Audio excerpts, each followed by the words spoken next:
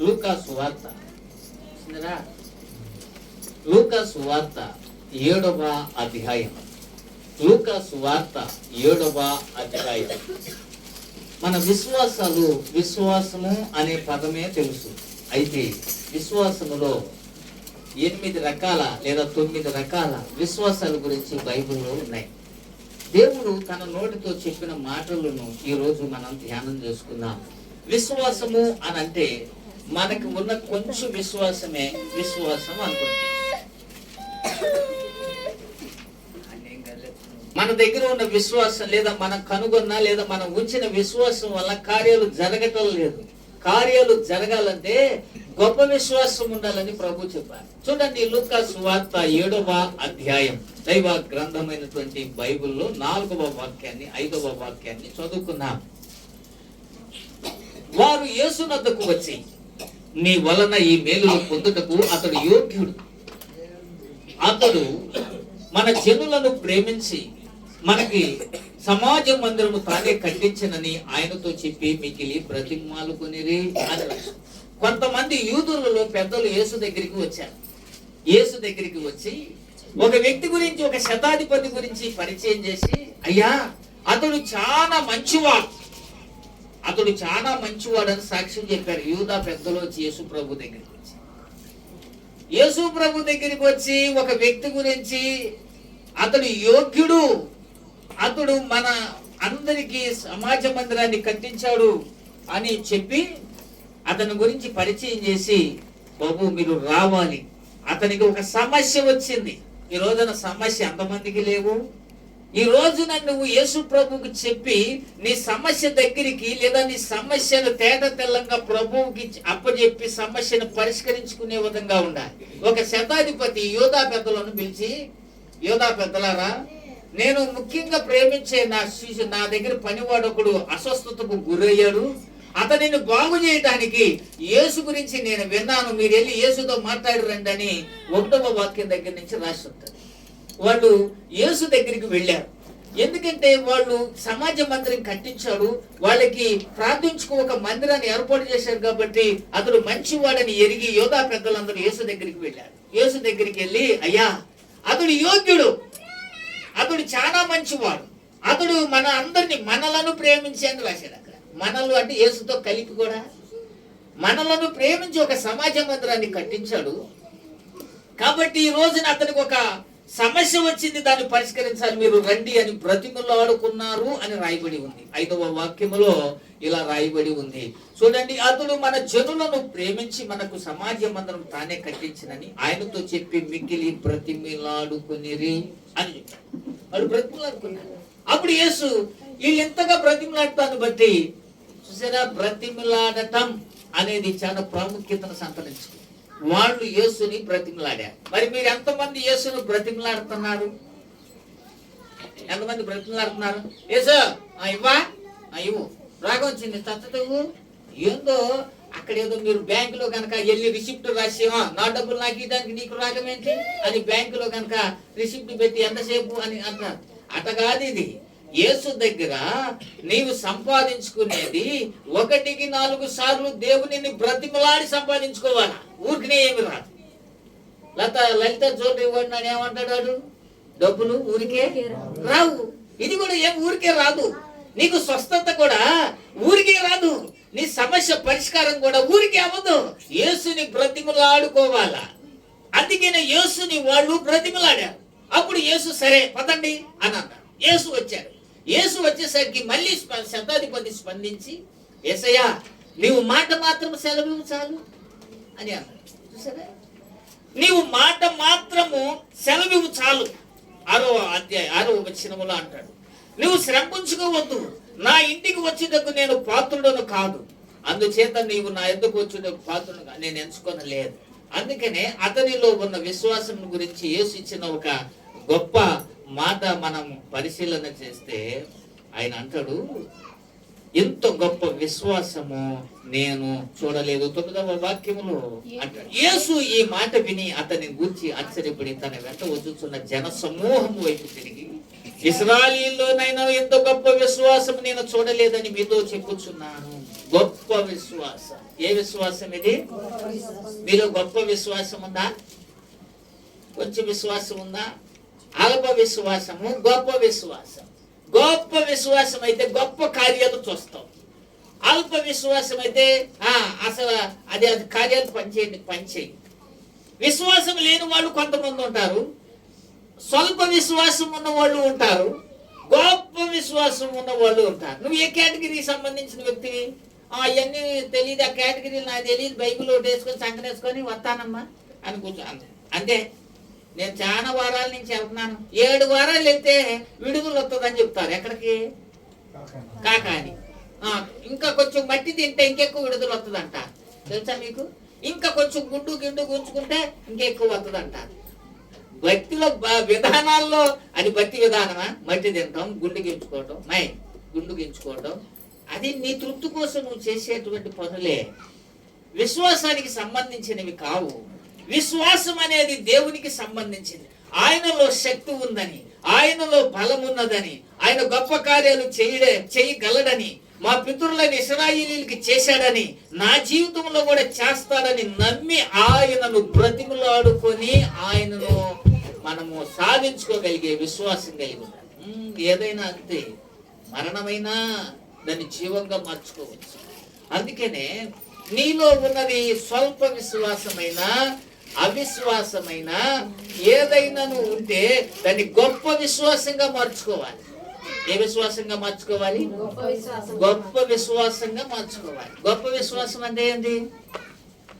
ఎంత లేదు ఆయన, నువ్వు రోజు చెప్తున్నావు, ఎంత లేదు, నువ్వేం చేయాలి? ఎంత లేదు అని వదిలేయకూడదు.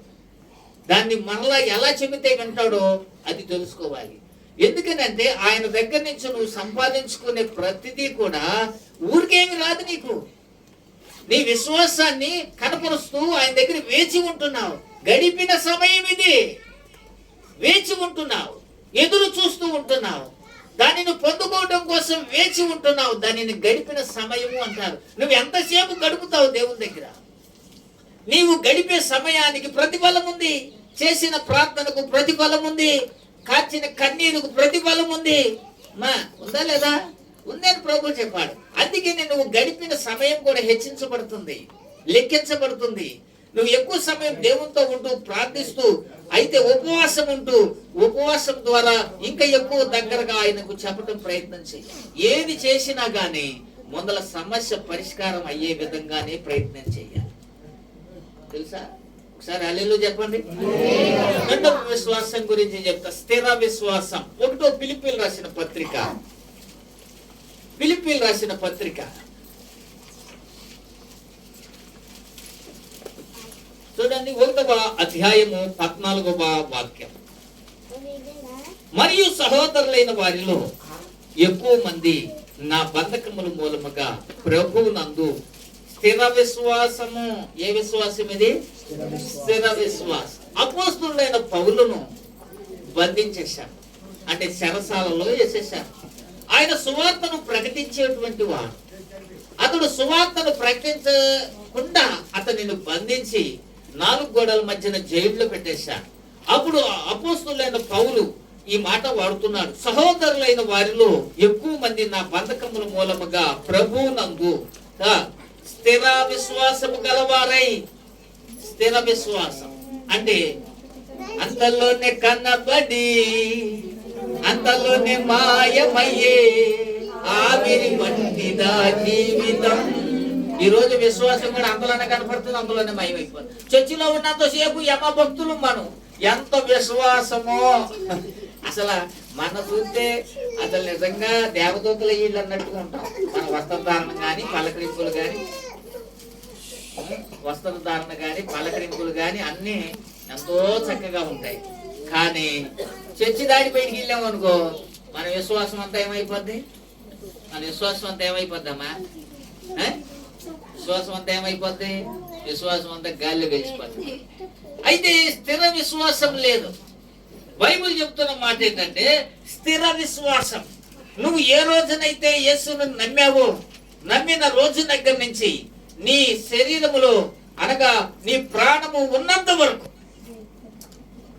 ఈ దేహంలో నుంచి నువ్వు విడుదలయ్యేంత వరకు నీవు స్థిర విశ్వాసం కలిగి ఉండాలి. పొద్దునైనా రాత్రి అయినా మధ్యాహ్నమైనా సాయంకాలమైనా ఆయనతోనే ఉండాలి. ఎందుకనంటే ఆయనతో ఉండటం వలన నీకు ఆయన జవాబిస్తాడు. ఆయనతో ఉండటం వలన నీ బిడ్డలకు ఒక మార్గాన్ని తీసుకొస్తాడు. నీ చుట్టూ ఉన్న పరిస్థితులను మారుస్తాడు. స్థిర విశ్వాసం ఉండాలి. ఎవరి దగ్గర ఉందో స్థిర విశ్వాసం? ఒక వారం ఉంటే ఒక వారం రాదు, వస్తారా? స్థిర విశ్వాసం ఉన్న వాళ్ళు ఏం చేస్తారు? వాళ్ళు ఎప్పుడు దేవుని దగ్గర స్థిరంగానే ఉంటారు. కాబట్టి క్రమాలను పాటిస్తారు. చక్కగా పాటలు పాడతారు. ఎంతమంది పాటలు పాడేవాళ్ళు టయానికి వస్తున్నారు? మీరందరూ దేవునికి స్తుతి చెల్లించాల్సి ఉంది. ఆ సంగతి తెలుసా మీకు? మహిమ చెల్లించాల్సి ఉంది. ఆ సంగతి తెలుసా మీకు? ఆరాధన చేయాల్సి ఉంది. ఆ సంగతి తెలుసా మీకు? అయ్యేమీ లేదు. మీరు వచ్చిందే టైం. మీరు వచ్చిందే టైం.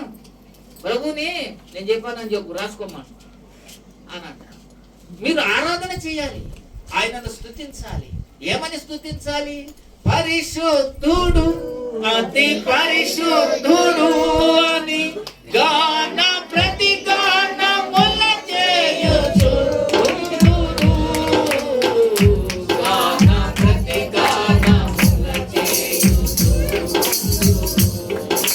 పరిశుద్ధుడు అని గాన ప్రతి గానముల చేయుచు,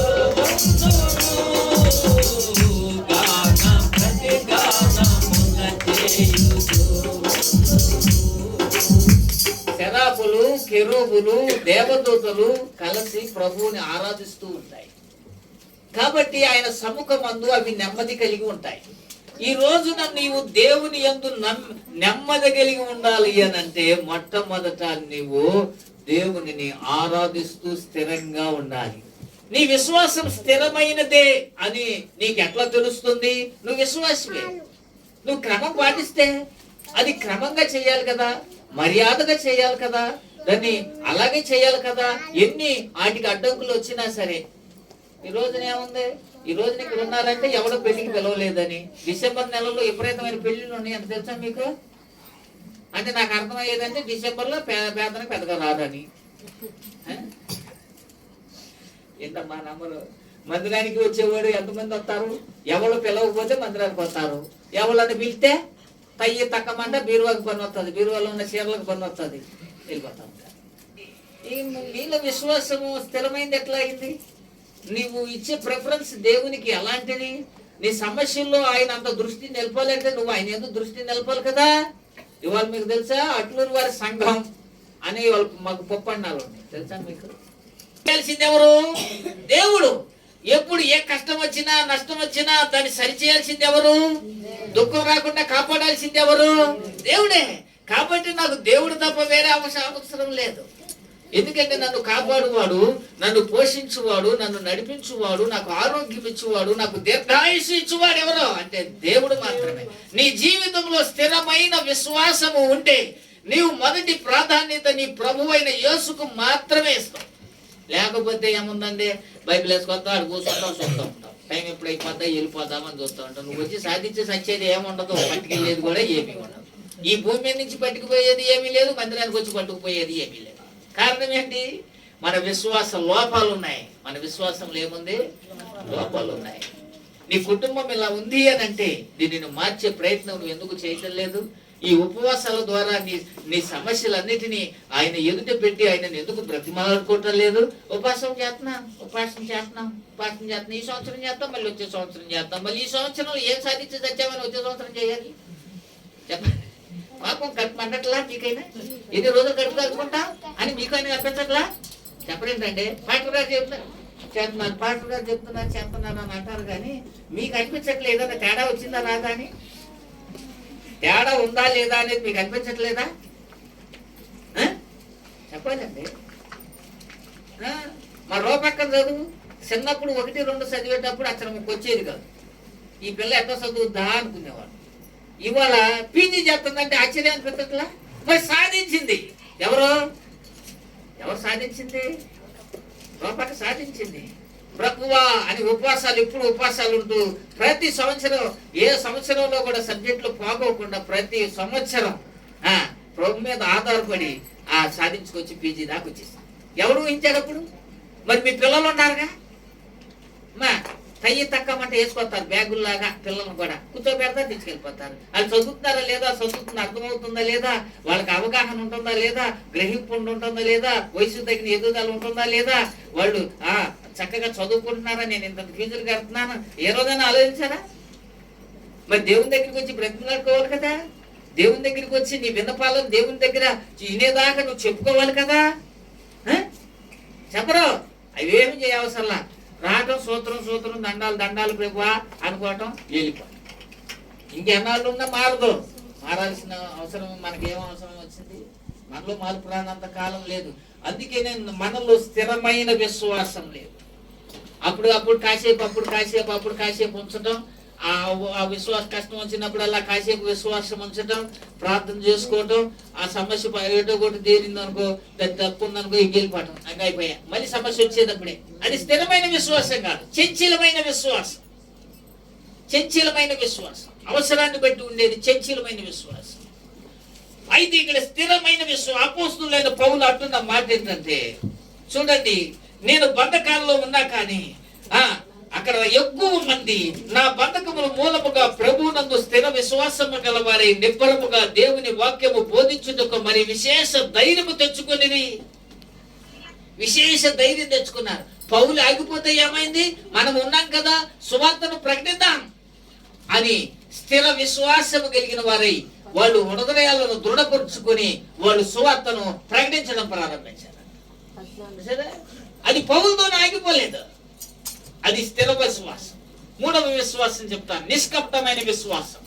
1 తిమోతికి రాసిన పత్రిక 1వ అధ్యాయం 5వ వాక్యాన్ని చదువుకుందాం.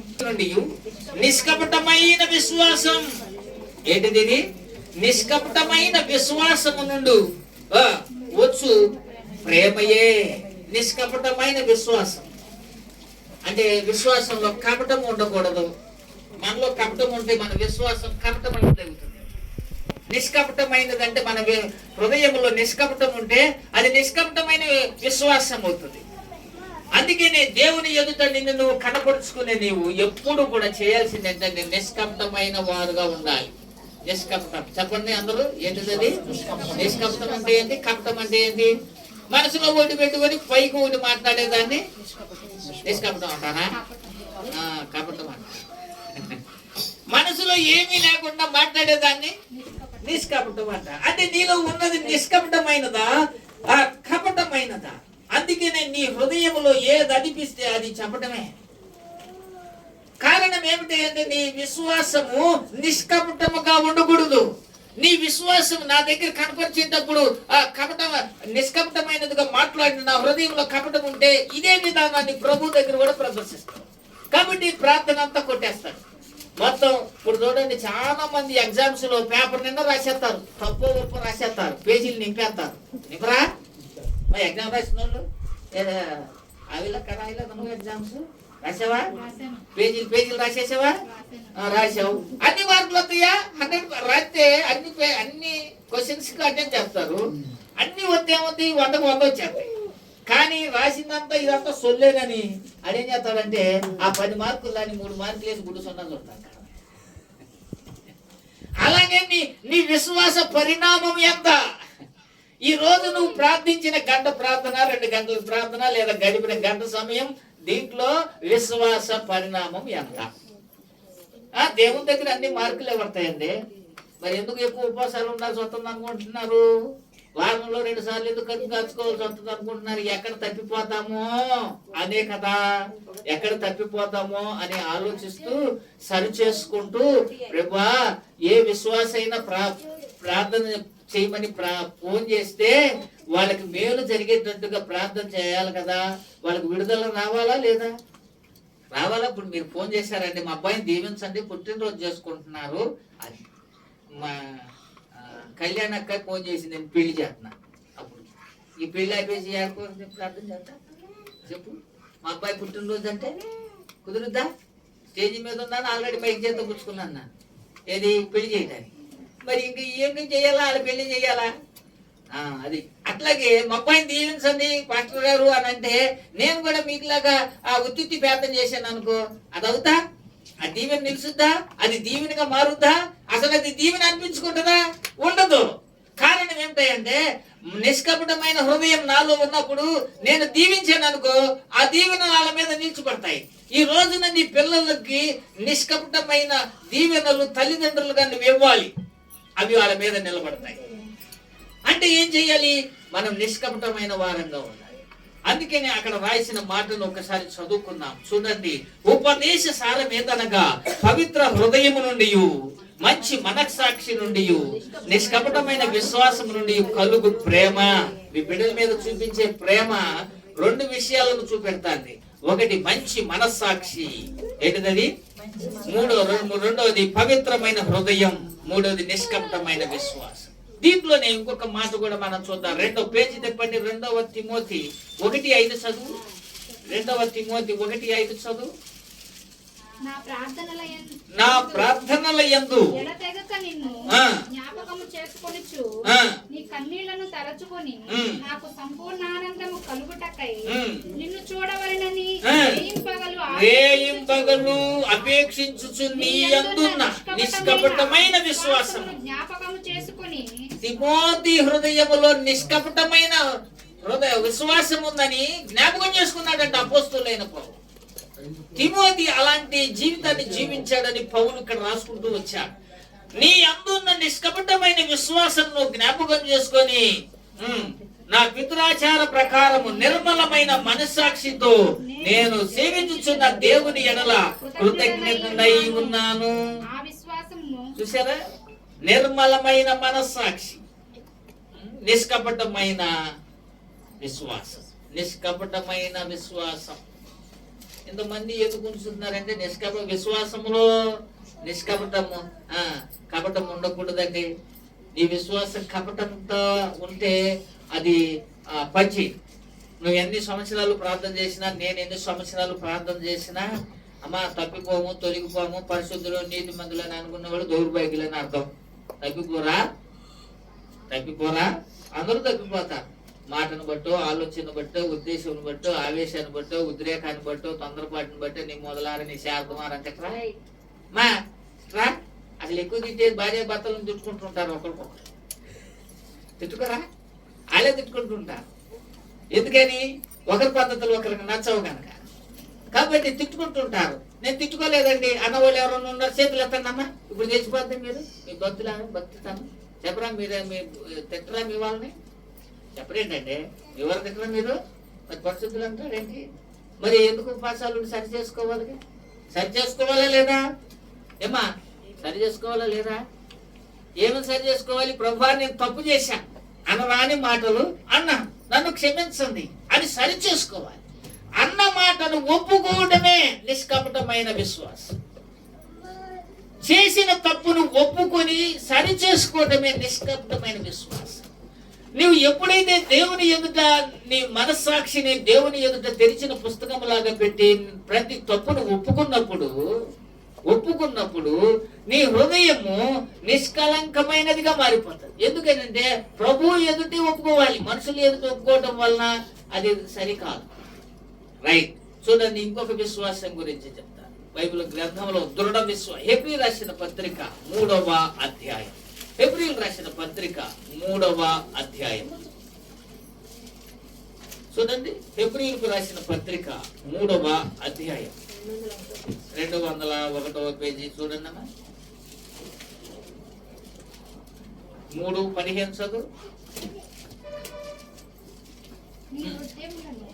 మీ హృదయములను కఠినపరచుకొనకూడని ఆయన చెప్పెను గనుక పాపము వలన కలుగు భ్రమ చేత మీలో ఎవడును కఠినపరచబడకుండునట్లు నేడు అనబడు సమయం ఉండగానే ప్రతి దినము ఒకరికొకడు బుద్ధి చెప్పుకొనిడి.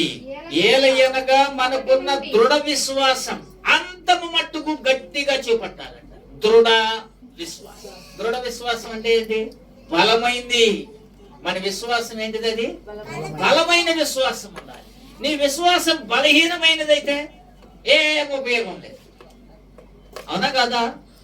ఎప్పుడేంటంటే నాకు ఉద్యోగం కావాలి అని ఉదయం ఏం చెప్తాడు, 40 దినాలు దేవుని సన్నిధిలో నిర్ణయించుకున్నాడు. ఆయన అవసరం ఏమిటి?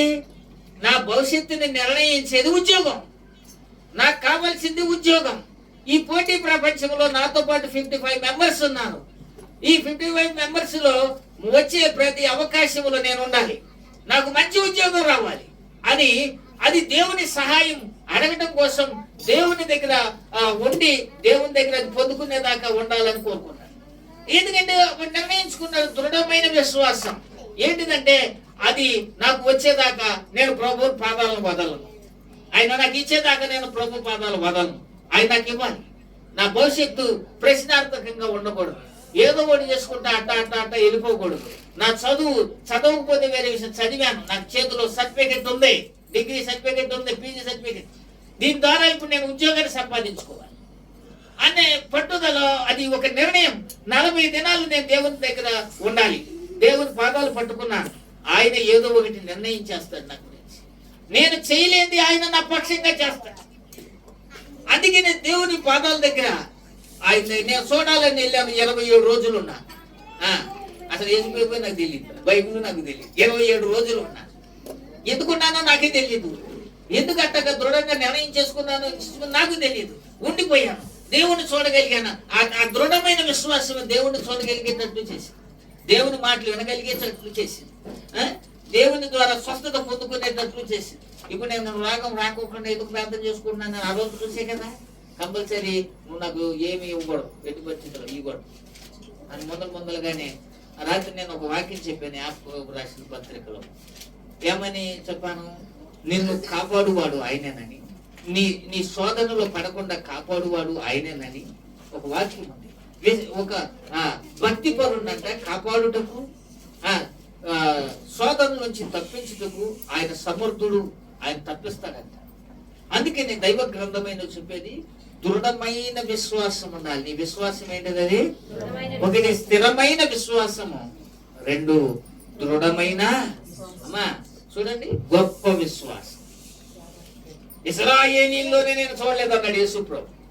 అంత గొప్ప విశ్వాసం ఒక వ్యక్తిలో దేవుడు చూస్తున్నాడు. చూడండి, ఇంకొక వాక్యాన్ని చెప్తా. క్రియలు లేని విశ్వాసం కూడా ఉందంట. చూడండి, యాకోబు రాసిన పత్రిక బైబిల్ గ్రంథం తీసి యాకోబు రాసిన పత్రిక 1వ అధ్యాయము 25 చూడు, 20 చూడు. యాకోబు రాసిన పత్రిక 2వ అధ్యాయం 20 చూడు, 2:20. వ్యర్థుడా, క్రియలు లేని విశ్వాసము నిష్ఫలమైనదని తెలుసుకొని కోరుచున్నావా?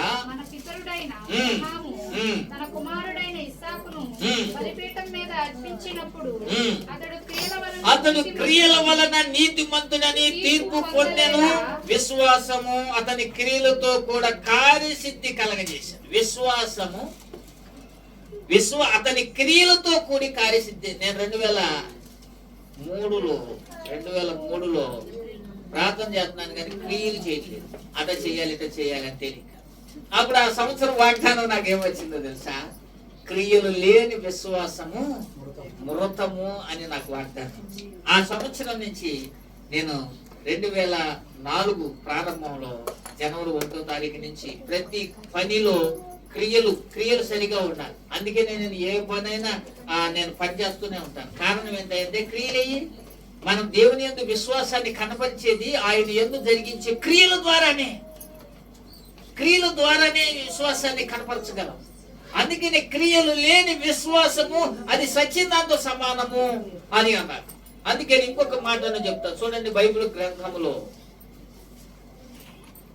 చూడండి, అవిశ్వాసము, అల్ప విశ్వాసం. ఇప్పుడు మత్తయి సువార్త 13వ అధ్యాయం, మత్తయి సువార్త 13వ అధ్యాయం 58వ వాక్యాన్ని చదివితే అల్ప విశ్వాసం.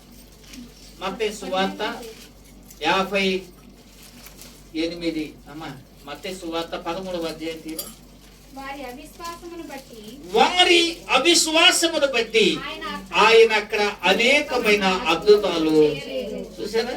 ఎందుకని చేయలేదు? వారిలో ఏముంది? అవిశ్వాసం. నీలో అవిశ్వాసం ఉంటే నీ జీవితంలో ఏ కార్యాలు జరగవు. ఎందుకని? నీలో ఏమీ లేదు, విశ్వాసం లేదు. మరి మందిరానికి ఎందుకు రావడం? విశ్వాసం లేకుండా. అందుకనే నీలో ఉన్నది విశ్వాసమా అవిశ్వాసమా అనేది తెలుసుకోవాలి. దేవుని మీద నమ్మకం ఉంచటమే. చూడండి, ఒక వ్యక్తికి తన స్నేహితుడికి జ్వరం వచ్చిందో లేదో బాగుపడిందో మత పెద్దలు పిలిచాడు, బై నేను కోరుకున్నోడికి రోగం వచ్చింది, యేసునికి చెప్పండి అని అంటే వీళ్ళు వెళ్ళారు, యేసుని చెప్పి బ్రతిమలాడి తీసుకొచ్చారు. అసలు గొప్ప విషయం ఏంటి చెప్పనా? ఆ వ్యక్తి మాట వాళ్ళు విన్నారు, యూదులు వెళ్ళి యేసుని తీసుకుని వచ్చారు. అసలు గొప్ప విషయం ఏంటంటే ఈయన చెప్పంగానే ఆయన వస్తాడంటారా అని అనలా. యోధా పెద్దలు వెళ్ళి వాళ్ళని బ్రతిమలాడుకొని యేసుని బ్రతిమలాడుకొని తీసుకొచ్చారు. కారణం ఏమిటి అది అంటే ఇతడు యోగ్యుడు, అందుకని మేము వచ్చాం. ఇతడు మన కొరకు సమాజ మందిరాన్ని కట్టాడు, అందుకని మేము వచ్చాం. అతడు సమాజానికి మేలు చేసేవాడు, అతనికి ఒక అవసరం వచ్చింది, ఈ రోజున అతని పట్ల మనం ఒక క్రియ చేయాల్సింది, మీరు రండి అని బతిమలను తీసుకొస్తే ప్రధాన యాజకుడు మళ్ళీ ఆలోచించుకొని అంత గొప్ప వాడిని నా ఇంటి దాకా తీసుకొచ్చాను అంటే అది సరైన నిర్ణయం కాదనుకొని, అయ్యా మీరు రావాల్సిన అవసరం లేదు, మీరు అక్కడుండి ఒక మాట చెప్పండి, ఇది తగ్గుద్ది అని. అంటే దేవునిలో శక్తి ఉన్నది అని నమ్మాడు. ఈ రోజు నీ విశ్వాసం ఏంటంటే నీకున్న సమస్యను పరిష్కరిస్తాడు దేవుడు అనే నమ్మకమే విశ్వాసం అంటారు దాన్ని. నీ బిడ్డ జీవితాన్ని బాగు చేస్తాడు అని నమ్మితే అది విశ్వాసం. నేను స్వస్థపరుస్తాడని నమ్మితే విశ్వాసం. నేను మరణానికి అప్పగించకుండా దీర్ఘాయుషుని ఇస్తాడని నమ్మటమే విశ్వాసం. నీ అప్పులకు ఒక మార్గాన్ని తెచ్చి నీ అప్పులు నీ చేతులతోనే తీర్చేటట్లు చేస్తాడన్నదే విశ్వాసం. దాన్ని విశ్వాసం. ఆ విశ్వాసము ఆ అల్పమైనదైతే, అది అవిశ్వాసం అయితే ఏమవుతుందంట? ఆయన కార్యాలు ఏమి చేయలేదు. చూడండి, దీంట్లో ఇంకొక మాట చెప్తాను నేను. మత్తయి సువార్త 17:20 చదివితే, పట్టు పేజీలు తిప్పితే 17:20 చదివితే, మీ అల్ప విశ్వాసము చేతనే 17:20 అందుకైన మీ అల్ప విశ్వాసము చేతనే విశ్వాసం ఉండిన ఎడల ఈ కొండను చూసి ఇక్కడ నుండి అక్కడికి పొమ్మనగాని అది పోవును. అది పోవు. అల్ప విశ్వాసం. ఇందాకడేమో అవిశ్వాసం, ఇది అల్ప విశ్వాసం. అవిశ్వాసానికి అల్ప విశ్వాసానికి ఏమి తేడా లేదు. నీకున్న విశ్వాసం అల్ప విశ్వాసం అయితే క్రమం పాటించవు. అల్ప విశ్వాసం అయితే ఏదో ఒక సమయానికి వస్తావు. దేవునికి చెల్లించవలసిన కృతజ్ఞత అర్పణలను చెల్లించాలిగా, చక్కగా పాటలు పాడాలిగా, క్రమంగా పాటించాలిగా. నీవు బలమైన విశ్వాసం అయితే నా దేవునికి నేను చెల్లించవలసిన ఆ కృతజ్ఞత అర్పణలను నేనే చెల్లించాలి. నా దేహమని కనపరుస్తూ నా ప్రాణాత్మను ఆయన దేవునికి సమర్పించుకుంటూ ఆరాధించుకోవాలి అని ఆతృత కలిగి 10 గంటల కల్లా దేవుని మందిరానికి వచ్చి ఆయనను స్తుతించుకోవాలి, ఆయనను గనపరుచుకోవాలి. ఎందుకంటే నీలో ఉన్నది బలమైన విశ్వాసం. నేను చెల్లించాల్సింది ఆయనకి, తిరిగి నేను ఆశీర్వదించబడాలి, ఆయన ఆశీర్వాదం నా నేను ఉండాలి, నేను సంతోషంగా ఉండాలి అనుకుంటే నువ్వు క్రమాన్ని పాటించాలి. నీలో ఉన్నది అల్ప విశ్వాసం కాబట్టి భయం లేదు. దేవుని యందు భయం ఏది? దేవుడు కార్యాలు జరిగిస్తాడు అనే నమ్మకం ఏది? ఉంది విశ్వాసం. అది అల్ప విశ్వాసం. అందుకని ఆయన అన్నాడు, నీ అల్ప విశ్వాసము చేతనే మీరు ఆవగింజంత విశ్వాసం ఉండిన ఎడల ఈ కొండను చూసి ఆవగింజంత. ఎంత అడిగాడు మనలో? మరి ఉందా ఆవగింజ? ఆవగింజ ఉందా? ఆవగింజంత విశ్వాసం ఉందా? ఉండాలి విశ్వాసం. ఇప్పుడు మీ ఇంట్లో సమస్య వచ్చింది, దేవుడు ఇది తీరుస్తాడు, భయపడబాక అని అనగలవా నువ్వు? అనగలవా నువ్వు? ఎందుకని? ఎందుకు అనలేవు అని అంటే విశ్వాసం. విశ్వాసం ఉంటే ధైర్యం వస్తుంది, విశ్వాసం లేని ధైర్యం వస్తుంది. నేను రాత్రి ఒక మాట చెప్పాను యోబు గ్రంథంలో. చూడు, యోబు గ్రంథం, మా యోబు గ్రంథంలో నేను ఒక మాట చెప్పాను. యోబు గ్రంథము 4వ అధ్యాయము 15-16 వాక్యాలు చదివితే నీ విశ్వాసానికి ధైర్యం వచ్చింది ఇప్పుడు అని అంటే ఇక్కడ రాశాడు. యోబు స్థితి గతి తప్పింది. యోబు రోగి అయిపోయాడు. యోబు మంచం పడ్డాడు, లేదా బూడిదలో కూర్చున్నాడు.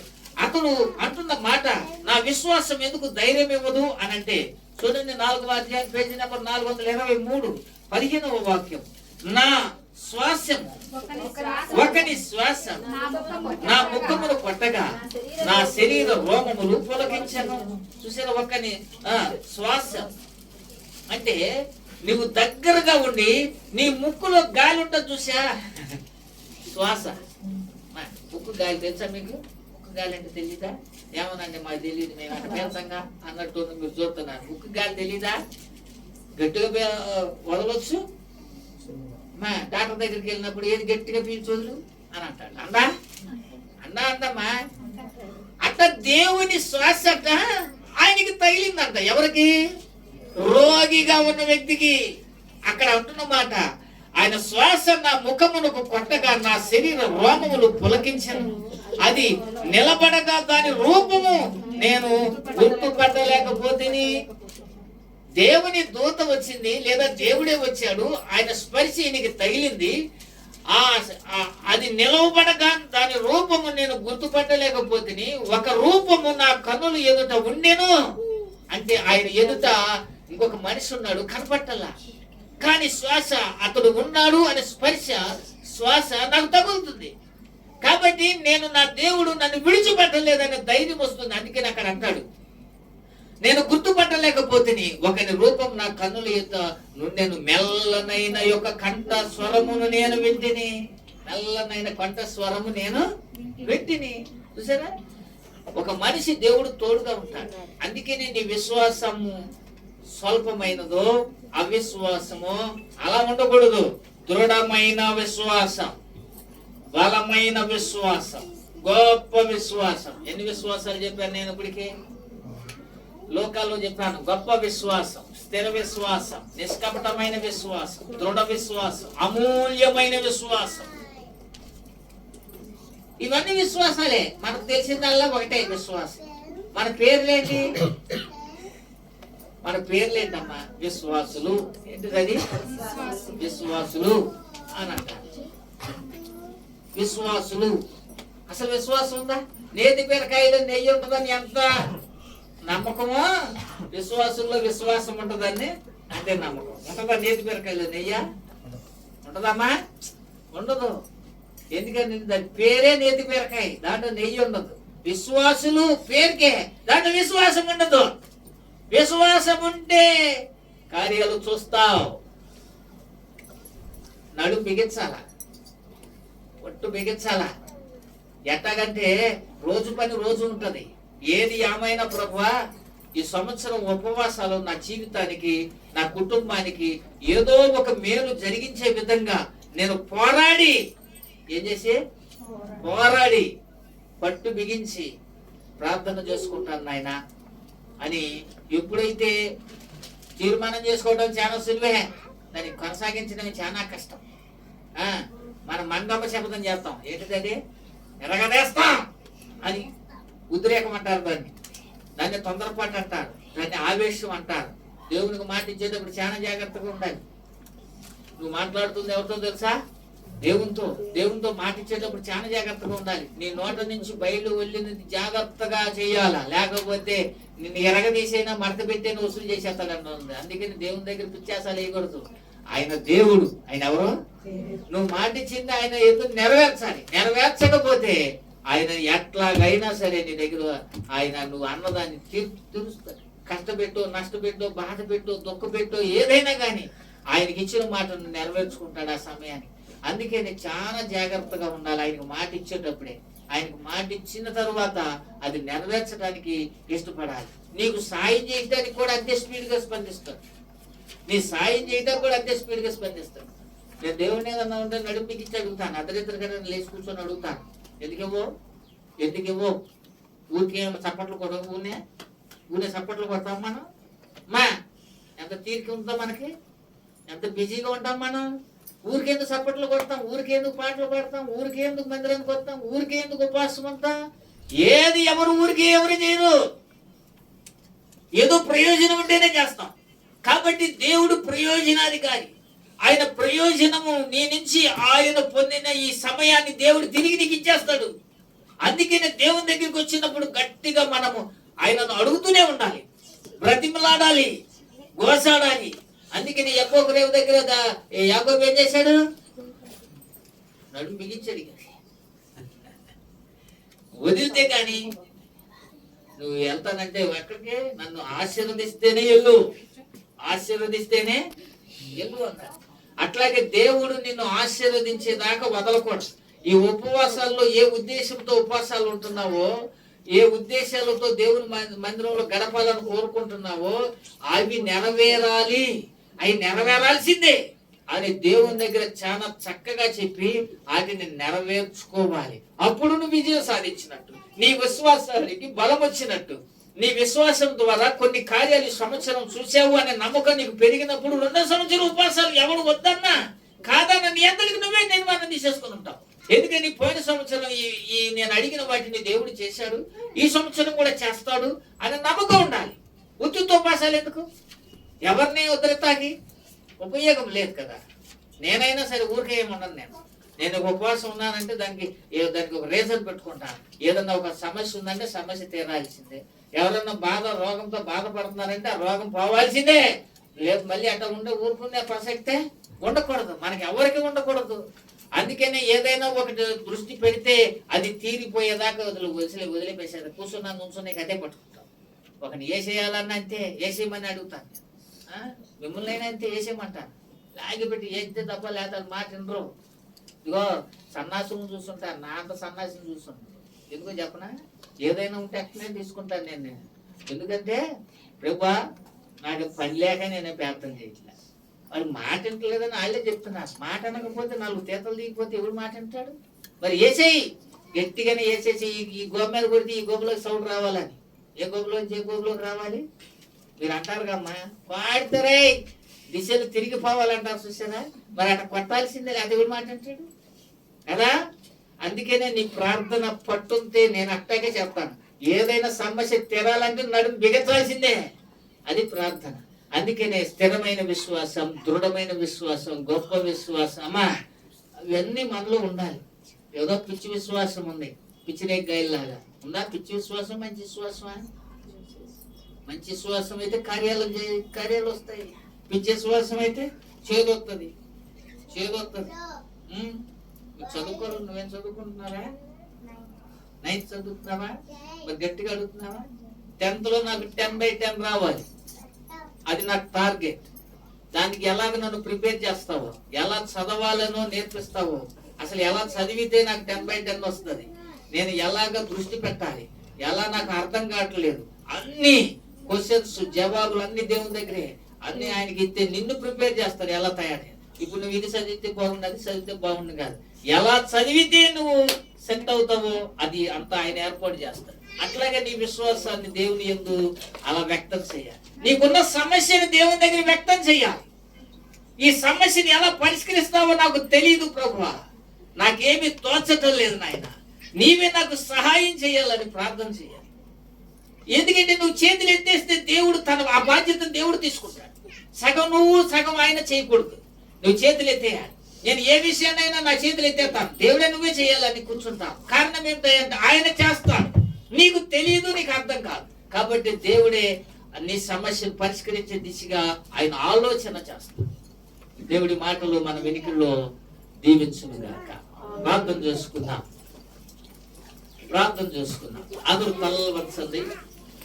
నీలో ఉన్నది గొప్ప విశ్వాసమా, స్థిర విశ్వాసమా, నిష్కపటమైన విశ్వాసమా,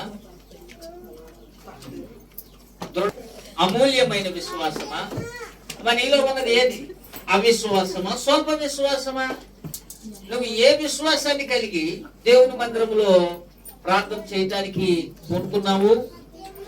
ప్రభు చెప్తున్నాడు, నీలో అల్ప విశ్వాసమైన అవిశ్వాసమైన ఉంటే కార్యాలు చూడలేవు, చేయలేవు. కాబట్టి ప్రార్థన చేసుకుందాం. మమ్మలను మిక్కిలిగా ప్రేమించుచున్నా మా ప్రియ పరలోకపు తండ్రి, నీ పరిశుద్ధ పాదాలకు వందనాలు, స్తుతులు, స్తోత్రాలు చెల్లిస్తూ ఉన్నా. ఇక్కడ నిలిచి ఉన్న ప్రతి బిడ్డను బట్టి నిన్ను స్తుతిస్తున్నా. నీ బిడ్డలలో ఉన్న విశ్వాసం నువ్వు ప్రశ్నిస్తున్నావు. గొప్ప విశ్వాసమా, అల్ప విశ్వాసమా, దృఢ విశ్వాసమా, స్వల్ప విశ్వాసమా, అమూల్యమైన విశ్వాసమా, నిష్కపటమైన విశ్వాసమా, నీలో ఉన్న విశ్వాసం ఏమిటి అని మీ లేఖనాలలో తండ్రి విశ్వాస సంబంధమైన మాటలు అనేకమును ఉంచారు.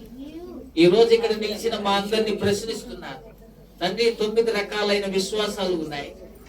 ఇన్నిట్లో నీ విశ్వాసం ఏది అని ప్రశ్నిస్తున్నాను దేవా. ఇక్కడున్న ప్రతి బిడ్డ రావటం వెళ్ళడం కాదు, కానీ స్థిరమైన విశ్వాసం, దృఢ విశ్వాసం, గొప్ప విశ్వాసం, అమూల్యమైన విశ్వాసం కలిగిన వారుగా నిశ్చయముగా ప్రతి ఒక్కరూ దిద్దబడుదురుగాక. తండ్రి నీ యందు ఉంచిన నమ్మకాన్ని పోగొట్టుకోకుండానట్లుగా ప్రభువా, వారి జీవిత కాలం మట్టుకు తండ్రి వారి విశ్వాసాన్ని నీ యందు నిలుపుకున్నట్లు సహాయం చేయమని ప్రార్థన చేస్తున్నా. బిడ్డలకున్న బంధకాలను యేసు నామములో తెంపండి.